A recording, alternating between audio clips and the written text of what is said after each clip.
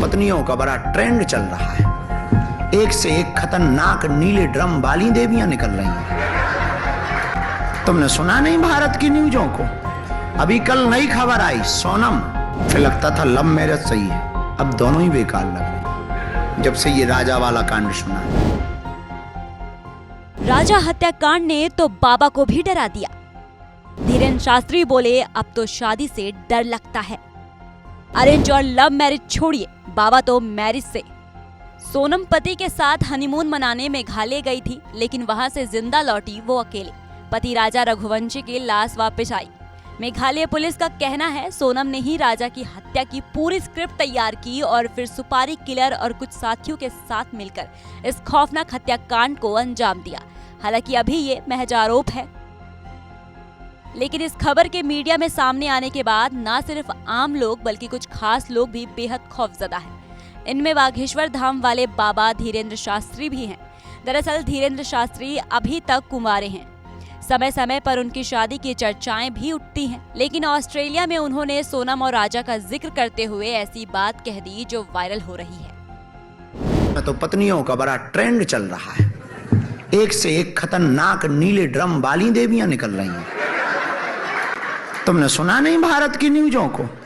अभी कल नई खबर आई, सोनम। देखो तो तुम कहानियां, हमारे जैसे अविवाहित पुरुष डरने लगे। राजा रघुवंशी की हत्या के बाद बागेश्वर वाले बाबा तो इतने खौफजदा हो गए हैं। पहले अरेंज मैरिज को सही मानते थे, फिर लव मैरिज पर अटके, लेकिन अब दोनों ही तरह शादियों को दरकिनार करते हुए शादी के नाम से ही डरने लगे हैं। पहले लगता था अरेंज मैरिज सही है, फिर लगता था लव मैरिज सही है, अब दोनों ही बेकार लग रहे जब से ये राजा वाला कांड सुना है। बड़ा बेकार है। हालांकि बाबा बागेश्वर को डरता देख वहां मौजूद उनके ही किसी भक्त ने सवाल किया कि आप तो इतने बुद्धिमान और शक्तिशाली हो, फिर आप क्यों डर रहे हो? तो धीरेन्द्र शास्त्री ने ऐसा जवाब दिया कि सब एक साथ ठहाके लगाने लगे।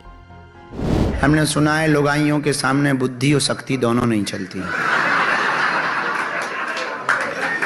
बल्कि ये बात हमको सिडनी के ही विवाहित पुरुष ने बताई है।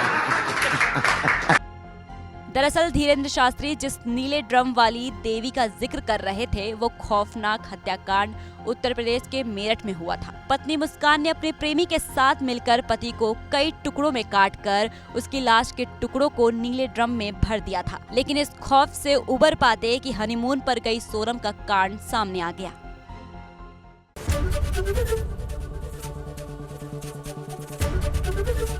एबीपी गंगा, खबर आपकी, जुबान आपकी।